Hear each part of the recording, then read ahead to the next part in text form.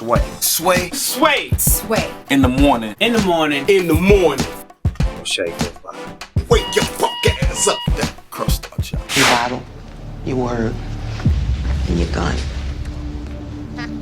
Stay away from those girls. Man. Don't mess with Queen. That's a clip from a new series premiering tonight. It's called Star at 9 p.m. on Fox. And it's starring one of our good friends and citizens of Sway in the Morning. We've been a long-time fan of his throughout his career, even on and off the court, so to speak, Heather B. That's right. All right, the one and only Benjamin Bratt is here. Hey, you know what? You are our first guest of 2017. Is that right? Yeah, man. That's right. That's auspicious. I'll take it. Yeah, Good buddy. to see you all. Happy New Year. Happy New Year. And I'll tell you what, Benjamin, we get a lot of guest requests. In the first week of the year, I tend to not like to carry a heavy workload on the radio, so I don't like to do a lot of guests. And your name came across. I said, book 'em. Yeah, immediately. Yeah, I'll take it. Thank you so much. And then we have one other guest. Who is it coming tomorrow? Vivica Fox coming. Yeah, it is like family, Sway. I always appreciate it. You know, I was here not too long ago promoting The Infiltrator. We had a good conversation. Mm-hmm. You know, Bay Area boys. Bay Area. Bay Area! Baby. Hey, Warriors play. When the Warriors play? Tonight. Tonight. Who you got, B? Against Portland and Trailblazers. I have to go Warriors. I must say, though, when, that Christmas matchup against Cleveland. I got to say, though, first of all, awesome game. Yeah. But I didn't mind the Warriors losing. Like, Yeah. it's just going to make them hungry. Yeah. They're super teams, so they got to keep hungry. We got to lose because people they love to hate us, with the Warriors. So now more than ever. You got to show some you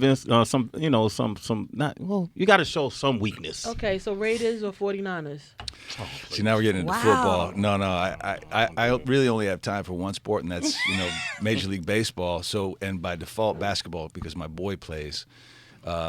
But man, you can't really go Niners, can you? Oh, I love this dude, man. I love this. He's always getting invited back. Oh my God. No, you can't. I mean, first of all, they gave up their loyal fan base. They moved out of the city, which was a working class town when I was born and raised there. Yeah, talk about it. And now they're down south in the Bay Area where all the billionaires live, and they suck. They're weak. They're weak. Y'all about to go to Vegas, though, right? Who? Me and Sway? The Raiders. Yeah. Benjamin and I, we're going to. No, the Raiders. We'd have good luck there. Look, until you see the Raiders in Vegas, they're in Oakland. Okay. Okay. Right, Man, this is lightweight hater, man. Right.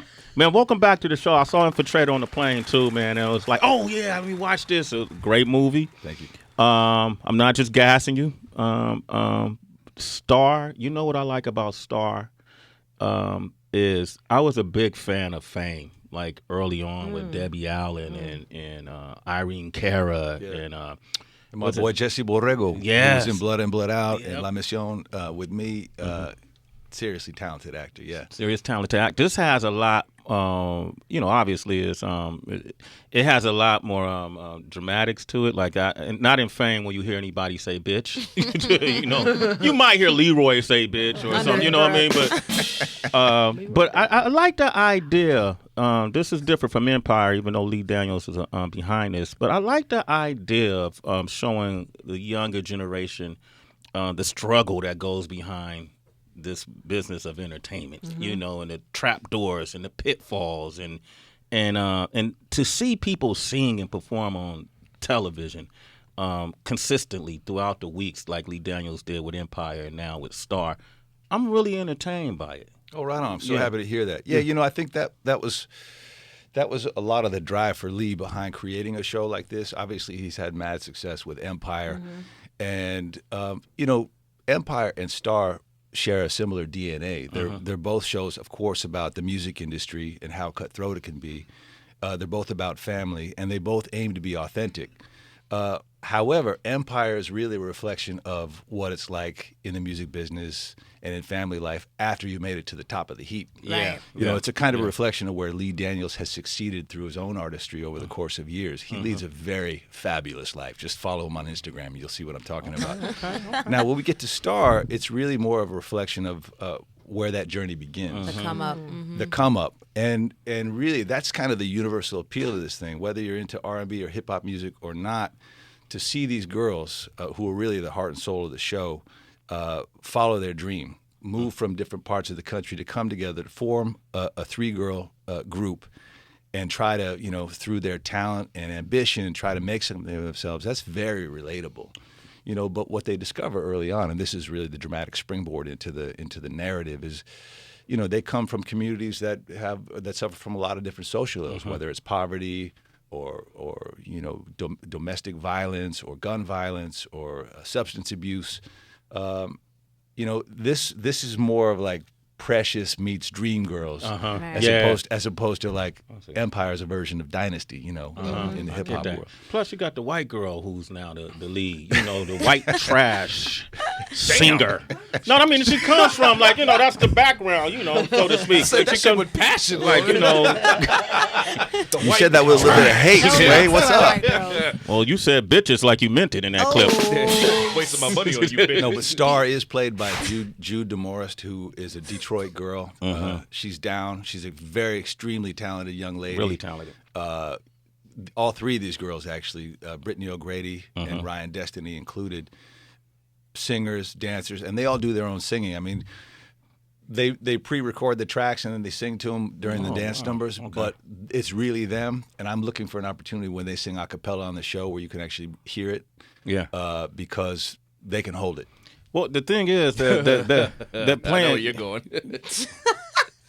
Well, you're talking about Mariah Carey. I wasn't going to bring up Mariah. I was not going to bring up Mariah. Listen, whatever happened to Mariah on New Year's Eve happened, but Mariah's Mariah Carey. She has nothing to prove. Right. I'm going to leave it right there, Benjamin. That's true. Heather looking at me crazy. I'm just looking. Now, here's the thing, though. I'm not saying we're going to save the best for last, but Queen Latifah. You're working with Queen Latifah, man. Oh. I've said this before. I'll say it again, and my wife is already aware of this, so I can say this without fear of being stabbed in the eye. I'm in love with Queen Latifah. Yeah, man. It's okay to be in love. How can you not love her? I Yeah. mean, she, first of all, as an artist, she's succeeded at anything she's ever set out to do. And she's been around a long, long time, and she still keeps it really fresh and real. And that's because she has, I think what she brings to the table beyond her intelligence and her creativity is that she's always who she is. She's very real. And so the character that she plays, Carlotta Brown, she's a kind of godmother to these gals who come to town who are really lost. And she provides them a kind of ballast, a balance in a world where they're going to be sort of upended, especially when they're dealing with someone like me who's a coke addict and a down-on-his-luck manager who sees an opportunity. That once managed her, right? Did your character? It turns out, and I don't want to give it away, but she and I definitely have history. Yeah. The backstory on that is Jail Rivera, the character I play, was a manager for her and a friend of hers, Mary, and they had a record on the charts back in the 90s. But they got derailed for a number of different reasons. Some of them behavioral issues, some of them substance abuse issues, just personal politics. So that will be explored in the show. But meanwhile, she's now rediscovered the Lord. And so she's a serious, church lady devoted to gospel. So you have gospel music in this thing. You have R&B. Gladys Knight has already showed up on the show. And Lee Daniels does not play when it comes to inviting his friends. Yeah. And so just like on Empire, you're going to see a lot of big name folks coming up to show and play. Well, I thought it was cool because the show is centered around these three newcomers who are, they make up the trio.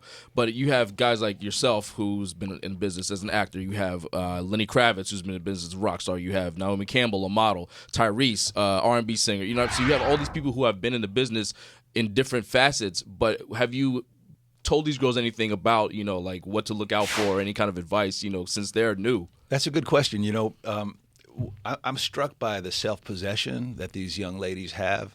In other words, as inexperienced as they might have been when we shot the pilot a year ago, by nature of what they do on the show, they act for 12 hours, then they got to go rehearse the dance numbers that they're expected to do for every episode, and then they got to go into the studio and record the songs, learn the songs, and record the songs. So they become veterans in the course of 10 months simply by virtue of the fact that they're working 20 hours a day almost. You know what I mean? So that said, whatever naivete they had in the beginning, I think they're wide. Their eyes are wide open now, and even with that said, I think you're onto a good point. They don't really quite know what to expect when this thing hits. Yeah. Tonight is the Premiere. official premiere This in the is 9 it. o'clock hour on Fox. But and they got a taste of it when we had a preview episode back in mid-December. But the world is going to be flipped upside down in a good way. I think. So y'all finished the season, or you still shooting? We're still shooting. Okay. We got a total of 13 episodes. We're shooting number 9 right now. That's 13 checks, man. 13 checks on my buddy Benjamin, man. Nice. All right. When you see them, tell them we would love to have them come on the show when they're able to come perform live, so they can show people that it's not a game. I'm sure they would love to right. do that. I'll tell them. Absolutely. Benjamin Bratt is here. 888-742-3345. We're going to open up the phone lines, man. It's all about the Benjamins, baby. That's his theme song. Call us. Sway in the morning, Shade 4-5. Man, let's play that clip for tonight. The new series Stars premiering at 9 p.m. on Fox. We got Benjamin Bratt, who's here, who plays, is it Ahil? Ahil Rivera. Ahil Rivera. I hear I couldn't, man. I didn't even try. It's like the Middle Eastern version. Put some You read it, Farsi you go, on no, it. that says Jahil, man. Jahil is cooler. I was like, Jahil, mate, And the funny thing is, Lee Daniels thought it would be cool to give this character, obviously in part because I'm playing him, but to give him a fully Spanish name.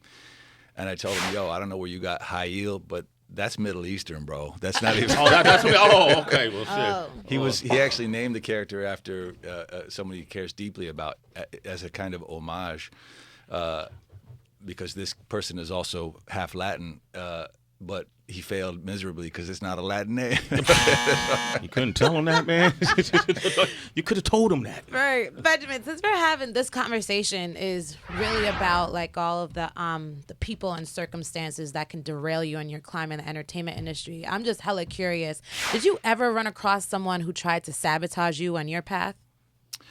Not directly, but I came up in an era where Hollywood was not so open to people of color.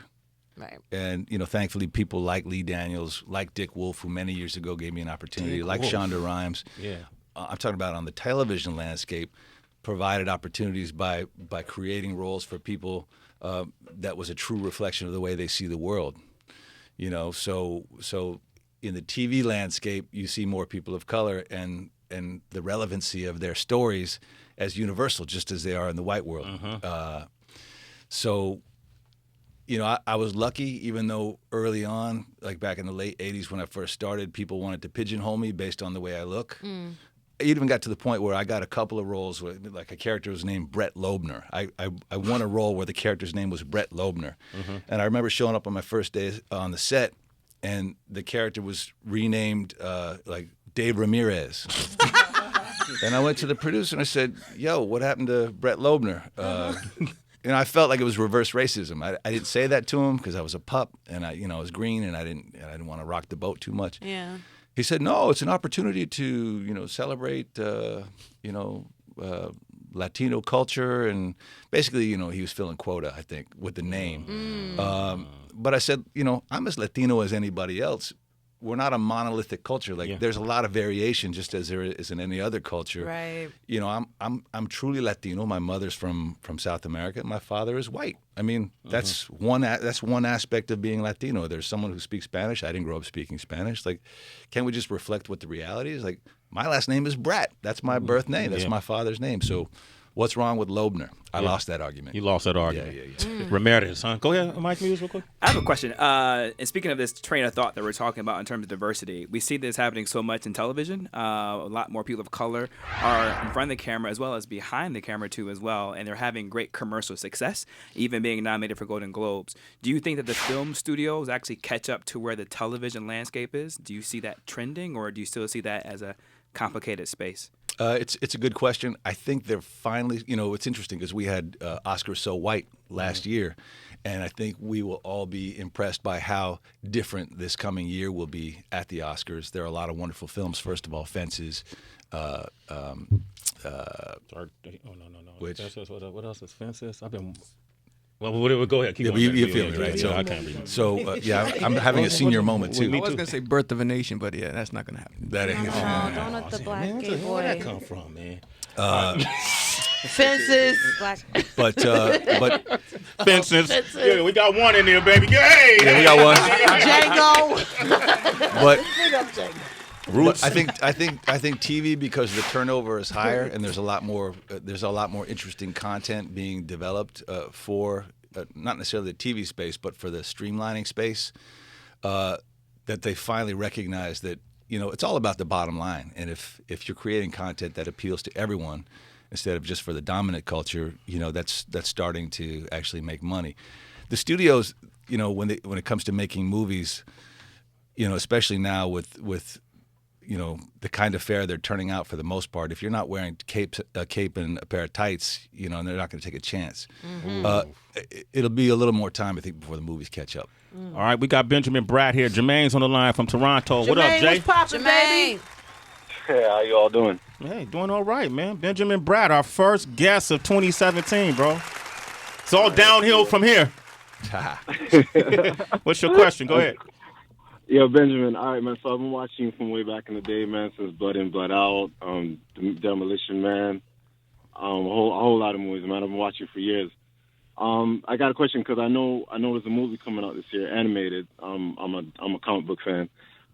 Justice League, Gods and Monsters. I know you're doing a voiceover for that. I just want to know, are you a comic book fan though? Oh, yeah. Actually, that came out I think last year, maybe. It was just straight DVD release. Yeah, it was kind of like a Latino version of Superman, which I thought was interesting. As a kid, I was a Marvel comic reader, particularly Spider-Man, which I know sounds passé to say, but back in the day, it was, my brother and I used to collect Spider-Man. We read a little bit of Daredevil, a little bit of Fantastic Four, but our weekend time in San Francisco was spent getting on the bus and riding down to North Beach and going to the comic shop down there and saving up our money and whatever we had and getting the collection to build. And then, heartbreakingly, I discovered when my brother was on hard times in college, I asked him about the collection. I said, "Where's the comic book collection?" He said, "Oh man, I needed some money to pay off some student loans." He and this is probably in the 80s, so he sold early, way too early. Yeah. He sold the whole thing for $200. I mean, we didn't have the full collection, but we had, by then it was a good assortment of some rare ones, and yeah, I've never forgiven him. Yeah. Sound like he got rid of him. I know, right? Damn, man. Hey, Jay, man. You okay, Jermaine? Look, this dude got sad after that story. Yeah, it is sad. I mean, I know it's worth a lot of money, Yeah, man. Well, thanks for your call. You're a citizen. Let's wait in the morning. Benjamin Bratt, man, before you leave, North Beach, they used to have this sub shop. They used to make sub sandwiches. Molinari's. You know about that? That's my spot. This dude right here, man. Come on, man. And as far as I know, it's still there. I think it's still there. Yeah. I haven't been in years. Right there on Columbus. Yeah. We used to go all the time. I always want to get my picture on the wall. Yeah, it's a Bay Area thing, man. Get out of here. Benjamin, thank you, man, for coming through. Always a pleasure. Always a pleasure. Tonight, 9 p.m. on Fox. Make sure you guys watch Star. No doubt. Really good show. Still there. It's still there. Wow. Is that something about Columbus Ave or something? Ooh, is that 5 stars? Yeah, man. It's an old school deli. Yeah, Wow. it's old school deli. You can't even find delis like that in New York anymore, can you? That's what makes Not the cats. Bay special, Heather. All right. All right, Benjamin Bratt, ladies and gentlemen. Sway in the morning, Shade 45. Thanks, guys. It's Sway in the morning, only On Shade 45.